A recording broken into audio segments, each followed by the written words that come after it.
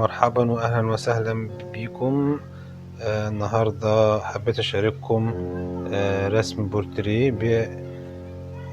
بألوان السوفت باستل. طبعا الخطوط الرئيسية كورس الرسم بالرصاص. هتلاقوا الفيديو في الديسكريبشن. طبعا مرضتش اكرر ان انا الخطوط الرئيسية، فدخلت على طول مرحلة التلوين. زي ما احنا شايفين كده انا ابتديت احط بعض التونات او النغمات اللونية للجلد بدرجات زي ما احنا شايفين كده، البني والبيج، ولاحقا هضيف بعض الدرجات البرتقالي. زي ما احنا شايفين كده انا ابتديت بحدد بعض المناطق الغائرة او المجوفة في الوجه. طبعا يفضل ان احنا الاول بنعمل الخطوط دي كزي كده كتحديد الظل كده او تحديد التلوين، يعني اللي انا هشتغل بيه. زي ما احنا شايفين كده ابتديت تحت العيون، بعد كده الوجنتين، وطبعا قبليهم الراس من فوق الظل وظل الشعر والظل الجانبي، ودلوقتي ظل المناخير. بعمل زرار خفيفة كده. طبعا الوان السوفت باستل طبعا يعني هي الوان تصويرية بالدرجة الاولى، يعني زي ما احنا شايفين كده ابتديت اسيح بصوابعي الظل، وطبعا بضيف اللون حسب ما انا محتاج. طبعا الوان السوفت باستل صبغات ناعمة جدا، زي ما احنا شايفين بتعمل تونات هايلة بسبب نعومتها، بتضاهي الوان الزيت في النعومة بتاعتها وفي درجة التصوير بتاعتها وقربها من الحقيقة او من الدرجات الحقيقية. طبعا بعتذر ان الكاميرا غير ثابتة لان كنت بصور بايد وبشتغل بايد التانية. ابتديت اسيح مناطق اللي تحت العين. طبعا كل اما بسيح الدنيا بتوضح معايا اكتر. ليه؟ علشان اقدر اعرف انا هضيف ايه. طبعا انا بستخدم طبعا دلوقتي الالوان الخشب. طبعا دي افضل خامة متعاونة مع السوفت باستل، طبعا لان في حتت، طبعا خصوصا ان البورتريه صغير شوية، في حتت صغيرة جدا بتحتاج ان انا استخدم القلم عشان احددها. هستخدمه برضو قدام في عند الشفايف، ولما اجي بعمل العين من العين وبعض الخطوط بتتسيح تحت الشفايف، وبعمل دلوقتي الظل تحت الرقبة. طبعا انا شغال دلوقتي يعني بتون لون واحد، اللي هو اللون البني الفاتح كده، البيج وشوية اللي هو لون الجلد شوية الزاهي شوية كده اهو. عملت كده زي تظليل اولي للوجه. بكمل طبعا بشوف حسب ما انا محتاج، بضيف الظل بين العين، التجويف في العين اللي بين طرف العين وبين المناخير.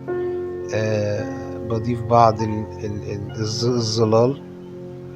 طبعا زي ما احنا شايفين الظلال الاول طبعا بضيفها اول مساحات الكبيرة اللي فيها تونات مختلفة، وبعد كده ببتدي مع الوقت بضيف التفاصيل اللي بتظهر البورتريه بتاعي. طبعا كده التحديد بتاعي اللي انا عامله بالوان الخشب مساعدني في ده.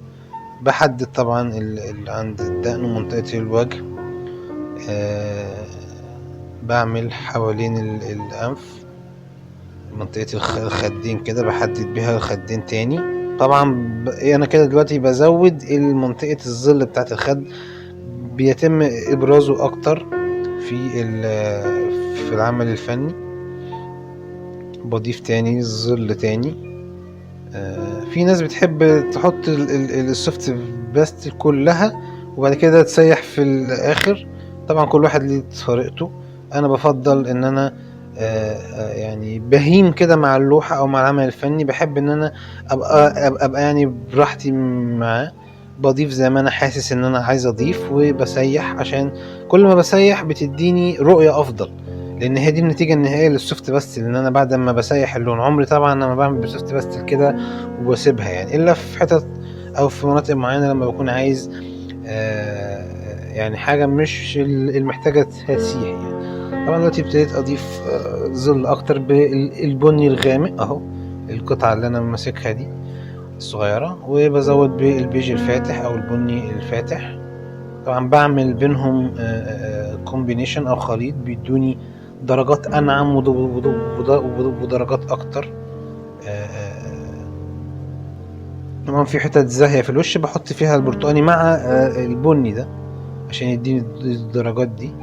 ابتديت بالقلم ده، مش قلم اسود ده خشب، ده قلم زي البني الغامق جدا، اغمق درجة من الالوان عندي. ده بقى اللون الاسود. طبعا دي مش هينفع اعملها بالسوفت باستل لان دي عايزة دقة عالية جدا، فانا عايز يعني زي طرف مدبب كده واضح. فانا ابتديت اهو بحدد العيون. طبعا التحديد الخطوط الرئيسية زي ما انا شرحت هتلاقوه في وصف الفيديو، برضه احط لكم اللينك هنا جاهز لكورس الرسم بالرصاص تقدروا تشوفوه. وطبعا في كورس برضه بالقلم الفحم. ابتديت بالقلم الزيتي، قلم لون اخضر زيتي شوية، بحط حدد العين، بحط النن بتاعها واحدة واحدة. براعي طبعا مناطق الفتحة او اللي هيبقى فيها لمعان من الاول، بدل ما اضطر ان انا امسح بعد كده او ان انا ازيلها. بحاول يعني ايه اعمل لها مكانها من الاول، واحاول اظلل كده بشكل واحدة واحدة كده لحد ما العين تبان اكتر. بضيف بعد كده طبعا بالالوان الخشب. بعمل طبعا المناطق الداكنة بالقلم الاسود، طبعا بيتخلط مع الزيتي زي ما احنا شايفين كده، ولا هو اداني زيتي صريح اللي انا كنت شغال بيه، ولا الاسود صريح، اداني درجة بين الاتنين اللي انا فعلا محتاجها حسب البورتريه اللي قدامي.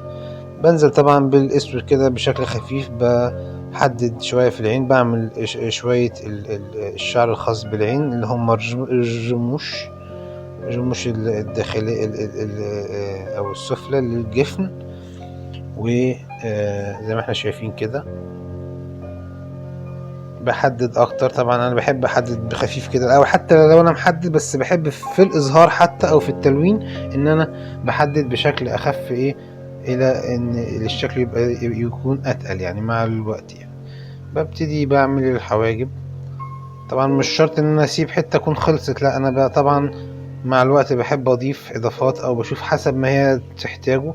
بيبقى عندي كده احساس بالرسمة، ما بحبش ان انا التزم بخطوات معينة لرسم البورتريه زي معظم الكورسات او زي معظم طرق التعليم يعني. بحب ان انا عايز روحك هي اللي تشتغل، او روحك هي اللي تشتغل، مش عايز بس يكون عقل يعني مجرد فقط يعني تنفيذ لبعض الخطوات. انا عايز يبقى فيه احساس باللوحة، احساس بالتفاصيل. عشان كده انا ما بمشيش بطرق يعني بخطوات معينة ثابتة.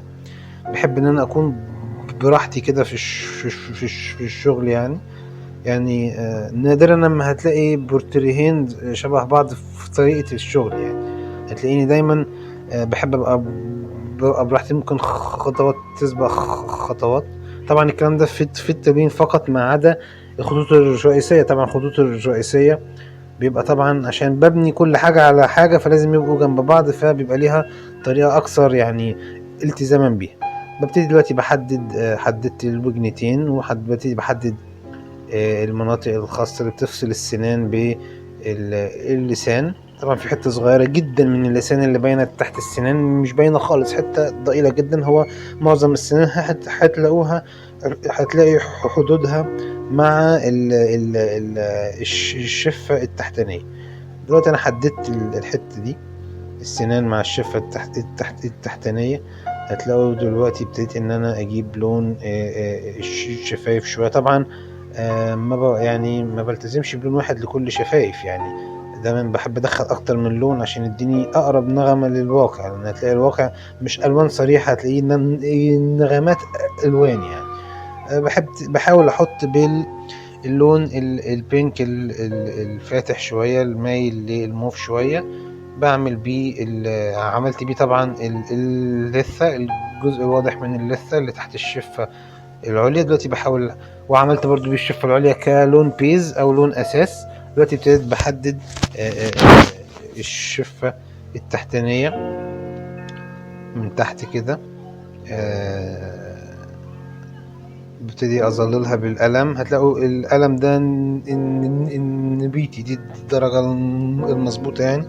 بخلط قلم خشب نبيتي مع البيس او اللون الاساسي اللي انا مليت بيه الشفة العليا، اللي هو اللون البينك او اللون البينك اللي هو مائل للموف شوية يعني، عشان يدي كده نعومة للشفة، او يدي خصوصا المرسوم ولد يعني صغير.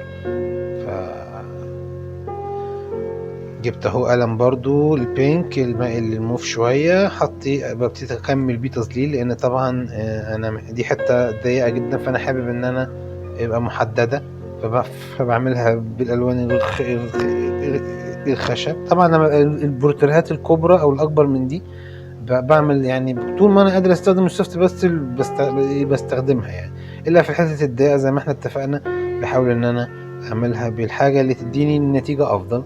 بحدد الشفة التحتانية. طبعا لو انتوا تلاحظوا ما عملتهاش بالسوفت باستل، ليه؟ لانها فيها تعرجات اكتر، مقوسة اكتر، وفيها مناطق اقل، فانا محتاج قلم يكون يعني او اداة تكون ادق معايا في حتت طبعا الداكنة جدا بالقلم البني الغامق جدا. قلم بتتحدد واحد طبعا زي ما احنا زي ما انتوا شفتوا، انا حددت الاول بالدرجات خفيفة، وبعد كده بتقل واحدة واحدة لحد لما الشكل يظهر معايا او التفاصيل تظهر معايا والتجسيمة. طبعا لقيت ان في حتة محتاج احطها ازودها الوان. طبعا السوفت باستل كدرجة الوان بتبقى افضل من الخشب بستخدمه للتحديد يعني، انما بشكل اكتر. لكن السوفت باستل عشان تديني الصبغة او تديني تون اللون المستمر، اللي هو مثلا يقرب من يعني الوان الزيت. دلوقتي ابتديت اضيف شوية للودان، ولو انتوا تلاحظوا الودان مش كاملة للاخر، لان الشعر هيبقى يغطي على الجزئين، يعني على الودان من فوق. ببتدي واحدة واحدة اضيف تفاصيل زي ما انتوا شايفين كده، زي ما احنا اتفقنا يعني. بحب احط صبغة السوفت باستل وبعد كده اسيحها بحيث اشوف نتيجتها النهائية، واشوف انا محتاج اضيف سوفت باستل اكتر ولا لا يعني. بكمل طبعا الوش، تحديد الوجه، بضيف اكتر ظل للمناخير، بتظهر اكتر فوق الجفن في العيون. الحتة دي طبعا حتة منطقة ظل، ما عدا طبعا المنطقة اللي فوق النني بالظبط او فوق عدسة العين بالظبط هتلاقوها ايه افتح شوية، لانها منطقة بارزة شوية، غير المنطقتين عند طرفي العين هتلاقوها مجوفة شوية. ابتديت دلوقتي انا اضيف الشعر، هو شعره بني داكن. دلوقتي انا ابتديت اضيف بني غامق بسوفت باستل. طبعا انتوا هتقولوا لي احنا مش راضيين انك بتعمل الشعر بسوفت باستل. السوفت باستل احنا اتفقنا بيتعمل بيه تونات، انما هتلاحظوا في الاخر ايه اللي هيحصل. هنخليه يعني شوفوه في الاخر.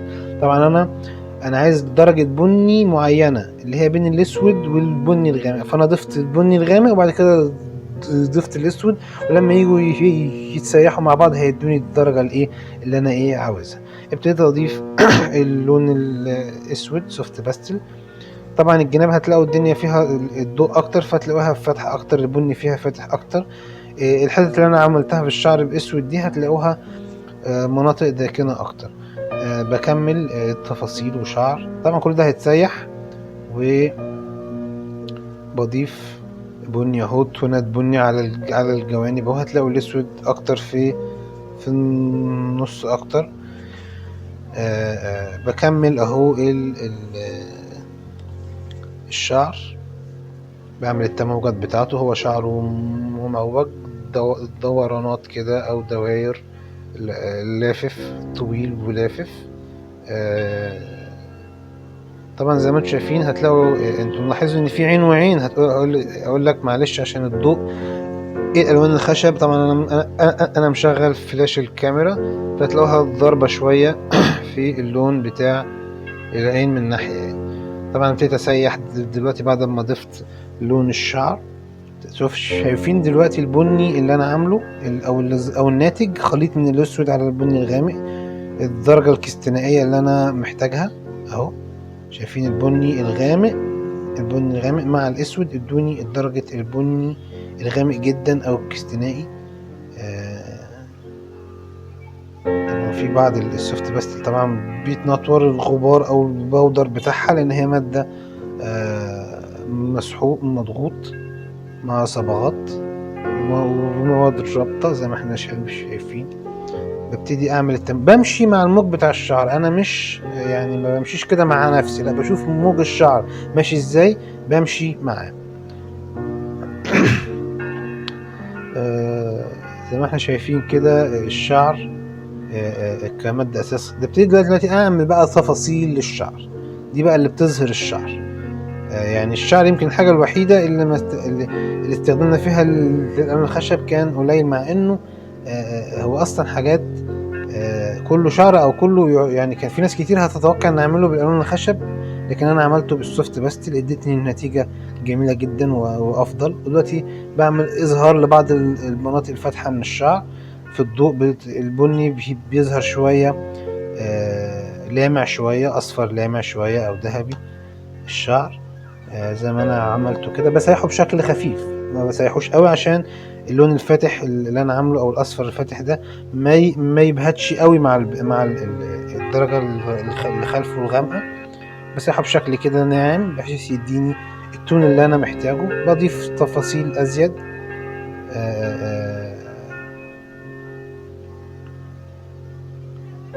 زي ما احنا شايفين كده. دلوقتي ابتدي ادخل على الملابس بتاعته.